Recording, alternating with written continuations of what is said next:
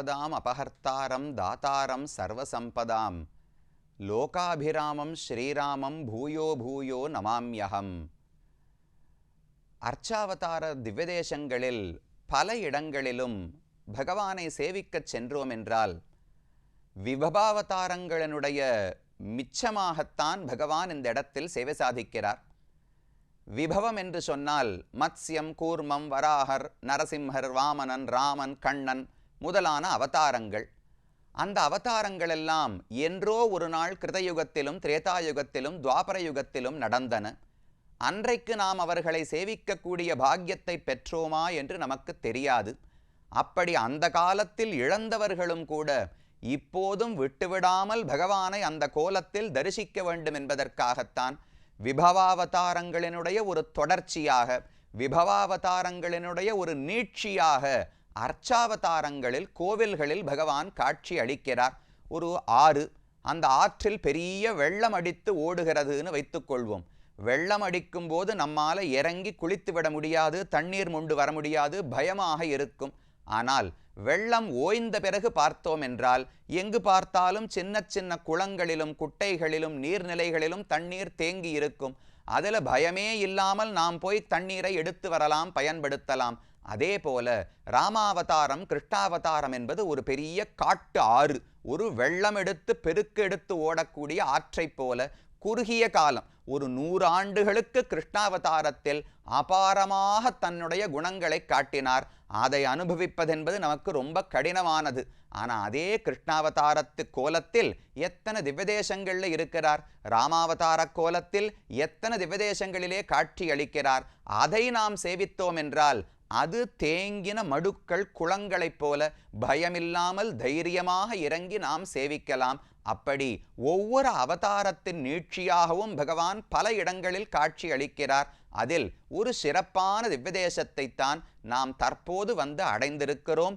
ராமபிரானுக்கான திவ்யதேசம் கோலவில்லி ராமன் என்று பெயரோடு பகவான் இந்த இடத்துல காட்சி அளிக்கிறார். வில்லி என்றால் கையிலே வில் பிடித்தவன் என்று பொருள். ஷார்ங்கம் என்கிற வில்லை எப்போதும் பகவான் கையிலே பிடித்திருப்பாரே. கோலவில்லி, கோலம்னு சொன்னா அழகு என்று பொருள். கையில வில்ல வைத்து கொண்டா கோரமாக இருப்பாரோ, பயங்கரமாக இருப்பாரோ என்று நினைக்க வேண்டாம். அழகான சிரிப்போடு, மக்களுக்கு அரவணைக்கக்கூடிய பார்வையோடு கோலவில்லி ராமனாக பகவான் இந்த ஊரிலே சேவை சாதிக்கிறார். ஊர் பெயரையே சொல்லவில்லையே, திருவெள்ளியம்குடி என்று இந்த திவ்யதேசத்துக்கு பெயர். திருவெள்ளி அம் குடி, குடி என்று சொன்னால் இருப்பிடம், அம்குடி அழகான இருப்பிடம். வெள்ளி அம்குடி, வெள்ளி வெள்ளி என்று சொன்னால் சுக்கிராச்சாரியருக்கு பெயர். சுக்கிரன் தானே வெள்ளி வெள்ளின்னு அழைக்கிறோம். அசுரர்களுக்கெல்லாம் குருவாக இருந்தவர் சுக்கிராச்சாரியர். அந்த சுக்கிராச்சாரியர் இந்த ஊருக்கு வந்து ஒரு முறை தவம் செய்தாராம். அந்த தொடர்பால் தான் திருவெள்ளியம்குடி என்று இந்த ஊர் வழங்கப்படுகிறது. இது சாதாரணப்பட்ட ஊர் நினைக்க வேண்டாம். பல யுகங்களாக பகவானுக்கும் இந்த ஊருக்கும் தொடர்பு உண்டு. ஒவ்வொரு யுகத்திலும் இந்த ஊருக்கு ஒவ்வொரு பெயர் வழங்கப்பட்டுள்ளது. இந்த ஊரினுடைய பெருமை ஸ்தல புராணம், பிரம்மாண்ட புராணத்திலும் விஷ்ணு புராணத்திலும் பறக்கச் சொல்லப்பட்டுள்ளது.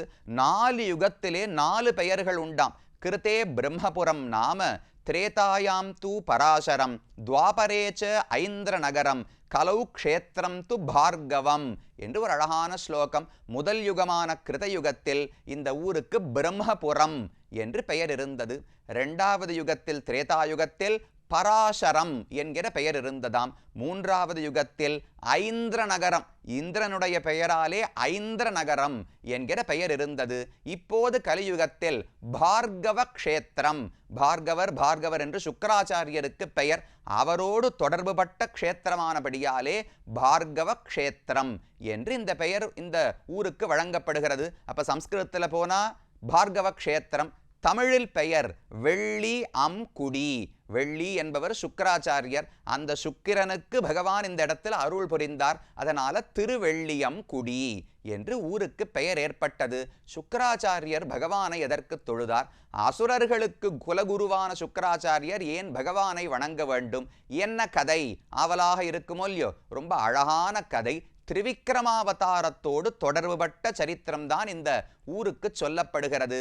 பகவான் இந்திரனுக்கு மூவுலகங்களையும் திரும்ப பெற்று கொடுக்க வேண்டும் என்பதற்காக மகாபலி என்கிற ஒரு அசுரன், பிரஹ்லாதனுடைய பேரன், பிரஹ்லாதனுடைய மகன் விரோச்சனன், விரோச்சனுடைய மகன்தான் மகாபலி. அந்த மகாபலி இந்திரனை தோற்கடித்து நியாயமான முறையில் ஸ்வர்க்கத்தை வென்று விட்டார். அதை எப்படியாவது திரும்ப பெற்று இந்திரனிடத்தில் கொடுக்க வேண்டும். இந்திரன் பிரார்த்திக்கிறார். சரி என்று பகவான் சின்ன வடிவத்தில் வாமனமூர்த்தியாக பிரம்மச்சாரி வடிவத்தில் வந்து அவதாரத்தை செய்தார்.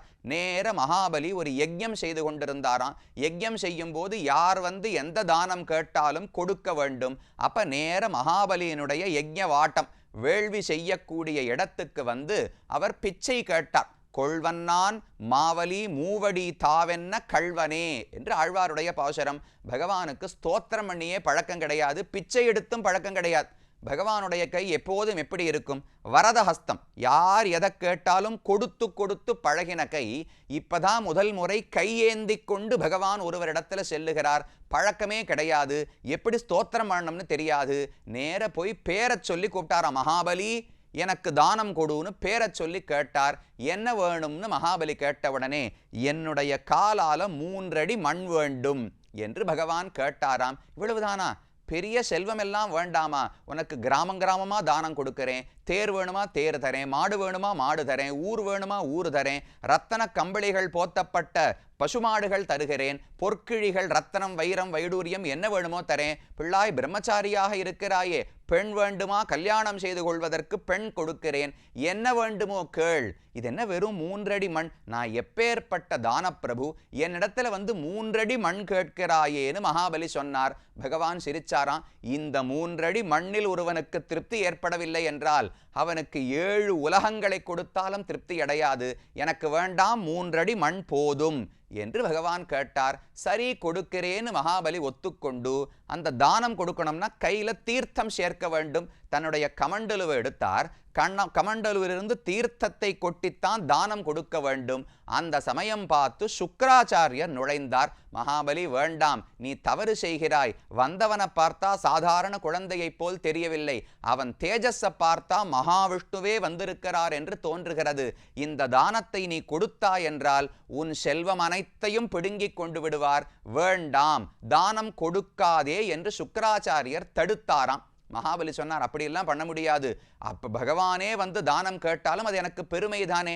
அவருக்கே பிச்சை கொடுத்தேன் என்கிற பெருமை இருக்கட்டும், தானம் கொடுக்காமல் என்னால் இருக்க முடியாது என்று மகாபலி சொன்னார். சுக்கிராச்சாரியார் பார்த்தார், எப்படியானு தடுக்கணும். கட்டப்பட்டு ஒருத்தருக்கு அனுகிரகம் பண்ணி யாகம் பண்ணி ராஜாவாக்கி வச்சா மொத்த செல்வத்தையும் அவர் தானம் கொடுத்துட்டார்னா சுக்கிராச்சாரியருக்கு எவ்வளவு கோபமா இருக்கும். அதனால் என்ன பண்ணார், ஒரு சின்ன பூச்சி வடிவத்தை எடுத்துக்கொண்டு அந்த கமண்டவிலிருந்து இப்படி ஒரு மூக்கு மாறி வருமோ இல்லையோ, அந்த மூக்குல போய் அடைத்து கொண்டு விட்டார். மகாபலி தீர்த்தத்தை குத்த பார்த்தா வெளியில தண்ணீரே வரவில்லை.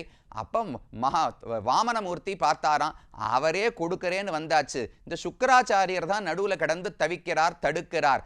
அவரை அப்புறப்படுத்த வேண்டும் என்று முடிவு செய்து தன்னுடைய கையில ஒரு தர்ப்பம் இருந்ததாம். அந்த தர்ப்பத்தை அந்த மூக்குக்குள்ள விட்டு இப்படி கிளறினாராம் பகவான். அது சுக்கிராச்சாரியர் கண்ணிலே பட்டு ஒரு கண்ணையே இழந்து விட்டார். பெரியாழ்வார் பாடுகிறார், மிக்க பெரும்புகழ் மாவலி வேள்வியில் தக்கது இது அன்றென்று தானம் விளக்கிய சுக்கிரன் கண்ணை துரும்பால் கிளறிய சக்கர கையனே. இது தக்கது அன்று, இந்த தானத்தை கொடுக்காதேன்னு சுக்கிராச்சாரியர் சொன்னார். மகாபலி கேட்கவில்லை. இவர் பூச்சி வடிவத்தில் போய் சொருகி கொண்டார். அப்ப தன்னுடைய துரும்பால் கிளறிய சக்கர கையன் கையிலிருந்த ஒரு தர்ப்பத்தால உள்ள விட்டு நோண்டினார். அது அவர் கண்ணிலே பட்டு ஒரு சுக்கிராச்சாரியர் கண்ணை இழந்து வெளியே வந்து விழுந்தார். தண்ணீர் விழுந்தது. உடனே தானம் முடிந்தது. ஒரு க்ஷணத்துல பெரிய வடிவம். ஒன்மிதியில் புனலுருவே ஒருகால் நிற்ப ஒரு காலம் காமருசீர் அவனனுள்ள தென்மதியும் கடந்து அண்டமீது போகி இரு விசும்பினூடு போய் மேலை தன்மதியும் கதிரவனும் தவிர ஓடி தாரகையின் புறம் தடவி அப்பால் மிக்கு மண்முழுதும் அகப்படுத்து நின்னவெந்தை என்று திருமங்கையாழ்வார் பாடுகிறார். ஒரு க்ஷணத்துக்குள்ள 14 லோகங்களையும் அளந்து விட்டார் பகவான். அது சரித்திரம். இப்ப சுக்கிராச்சாரியருக்கு ஒரு கண்ணு போயிடுத்தோ இல்லையோ, அவர் நேர இந்த ஊருக்கு வந்து பகவானை குறித்து தவம் செய்தார். பகவானும் அவருக்கு பிரத்யக்ஷமாகி அனுகிரகம் பண்ணி அந்த கண்ணை திரும்பவும் அவருக்கு கொடுத்தார் என்று சரித்திரம் சொல்லப்படுகிறது. அப்ப வெள்ளி என்பவர் சுக்கிரன், அந்த சுக்கிரன் வந்து இந்த ஊரிலே தவம் செய்து கண்ணை பெற்றபடியாலே திருவெள்ளியங்குடி என்று ஊருக்கு பெயர் ஏற்பட்டது. இன்னைக்கும் இந்த இடத்தில் நேத்திர தீபம்னு ஒரு தீபம், மூலவர் பெருமான் இருக்காரே அவருக்கு அருகில் நேத்திர தீபம் என்று ஒரு தீபம் எரிந்து கொண்டிருக்கும். யாருக்கு கண்ணில் நோய் இருக்கிறது, ஏதாவது வியாதி என்றாலும் இந்த பெருமானிடத்துல பிரார்த்தித்து கொண்டு அந்த நேத்திர தீபத்தை சேவித்தால் கண் வியாதி விலகும் என்பது நம்பிக்கை. இன்றைக்கும் பக்தர்கள் வந்து பலரும் செய்து கொண்டிருக்கிறார்கள். அது இந்த ஊரினுடைய ஒரு பக்க கதை. ஏன் திருவெள்ளியங்குடி என்று பெயர் ஏற்பட்டதுன்னு பார்த்தோம். சரி, பகவான் ராமனாக ஏன் வந்தார்? நாம பார்த்த கதைக்கும் ராமனுக்கு சம்பந்தமே இல்லை. இந்த இடத்துல கோலவில்லி ராமனாக எப்படி வந்தார் என்றால் அது மற்றுமொரு சுவையான கதை. அநேகமா பகவானுடைய கோவில்களை பார்த்தோம் என்றால் அது விஸ்வகர்மா என்பவரால் கட்டப்பட்டதாக இருக்கும். தேவர்களுடைய சிற்பிக்கு விஸ்வகர்மா என்று பெயர். அவர்தான் அநேகமா கோவில்களை கட்டினார். அதே சமயத்தில் அசுரர்களுக்கு ஒரு சிற்பி இருந்தார், அவருக்கு மயன் என்று பெயர். அவருக்கு மனசுல ரொம்ப வருத்தம், அவரே எல்லா கோவில்களையும் கட்டுறாரே, எனக்கு ஒரு கோயில் கட்டக்கூடிய பாக்கியமும் இல்லையே, நான் என்ன தவறு செய்தேன் என்று நேர பகவானை குறித்து தவம் செய்தாராம். என்ன வேண்டும்னு பெருமான் கேட்டார்.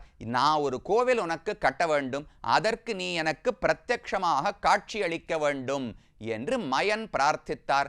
சரி என்று ஒப்புக்கொண்டு உடனே அழகான கருட வாகனத்தில் சங்க சக்கரங்களை ஏந்தி கொண்டு பகவான் மயனுக்கு காட்சி அளித்தார். பார்த்தார், சந்தோஷம்தான், ரொம்ப அழகான திருமேனியா இருந்தது. ஆனா அவருக்கு அதுல பெருசா ரசிக்கல. அவர் பிரார்த்தித்தார், எனக்கு இந்த திருக்கோலம் எல்லாம் வேண்டாம், நான் ராமாவதாரத்தை தான் சேவிக்கணும்னு ஆசைப்படுகிறேன். 2 தோள்களோடு கையில வில்லை ஏந்தி கொண்டு ராமனாக கல்யாண கோலத்தில் அலங்காரங்களோடு காட்சி அளிக்க வேண்டும் என்று மயன் பிரார்த்தித்தார். சரி, என்ன பண்றது, கையில சங்க சக்கரங்களோடு வந்தாச்சு. பகவானுடனே சங்க சக்கரங்களை தன்னுடைய வாகனமான கருடனிடத்திலே அவர் கையில் கொடுத்துவிட்டு தான் வில்லையும் அம்பையும் ஏந்தி கொண்டு அந்த மயனுக்கு காட்சி அளித்தாராம். இன்னைக்கு இந்த ஊர்ல சன்னதி கருடன் இருக்காரு, கருடர் சன்னதியில சேவிக்க போனோம்னால் கருடன் 4 கரங்களோடு இருப்பார்.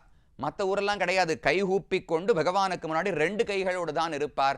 இந்த ஊர்ல மட்டும் 2 கையால சங்க சக்கரங்களை பிடித்து கொண்டு மிச்ச 2 கைகளையும் கூப்பிக்கொண்டு பாதி எழுந்திருக்கிற தோரணையிலேயே இருப்பார் கருடன். எதற்கென்றால் பகவான் இந்த சங்க சக்கரங்களை எப்ப திரும்ப கேட்பாரோ அவருக்கு கொடுக்க வேண்டுமேனு ஆவல். அதனால பாதி எழுந்திருக்கும் நிலையில் கையில் சங்க சக்கரங்களோடு இந்த கோவிலில் கருடன் இருக்கிறார். அது ஒரு தனிச்சிறப்பு. பகவான் சங்க சக்கரங்கள் அவரிடத்துல கொடுத்தார். கையில் வில்லை ஏந்தி கொண்டு கோலவில்லி ராமன் என்கிற திருநாமத்தோடு மயனுக்கு காட்சி அளித்தாராம். இதைத்தான் ஆழ்வார் பாடுறார். தமருகந்ததெவ்வுருவம் அவ்வுருவம் தானே, தமருகந்ததெப்பேர் மற்றப்பேர். பகவானாக ஒரு உருவத்தை முடிவு செய்து கொள்வதே கிடையாது. பக்தர்கள் எந்த வடிவத்தில் காண வேண்டும் என்று ஆசைப்படுகிறார்களோ அந்த வடிவத்தில் பகவான் வந்து காட்சி அளிக்கிறார். இப்ப மயன் பிரார்த்தித்த உடனே கருட வாகனத்தில் சேவை சாதித்தார். இது வேண்டாம், ராமனா காட்சி கொடுன்னு சொன்ன உடனே சங்க சக்கரங்களை கீழே வச்சுட்டு கையில வில்லை ஏந்தி கொண்டு பகவான் கோலவில்லி ராமனாக காட்சி அளித்தார். அப்ப பக்தனுடைய ஆசைக்குத்தான் முக்கியத்துவம். நாம ஒரு 10 பேர் சேர்ந்து உண்மையான பக்தியோடு பகவானே எனக்கு இப்படி காட்சி கொடுக்க வேண்டும்னு பிரார்த்தித்தால் கண்டிப்பாக பகவான் நமக்கும் அருளுவார். அதற்கு சாட்சியாகத்தான் இந்த ஊர் திருவெள்ளியங்குடி என்கிற ஊரிலே கோலவில்லி ராமனாக பகவான் காட்சி அளிக்கிறார். அப்ப சுக்கராச்சாரியருக்கு அருள் புரிந்த இடம், அதே போல மயனுக்கு காட்சி அளித்த இடம். இது இந்த ஊரினுடைய தல வரலாறு. இன்னும் பெருமானையே சேவிக்கவில்லை. மூலவர், உற்சவர், தாயார், விமானம் அனைத்தையும் பார்க்க வேண்டும். காத்திருந்த அடுத்த பகுதியிலே பார்ப்போம்.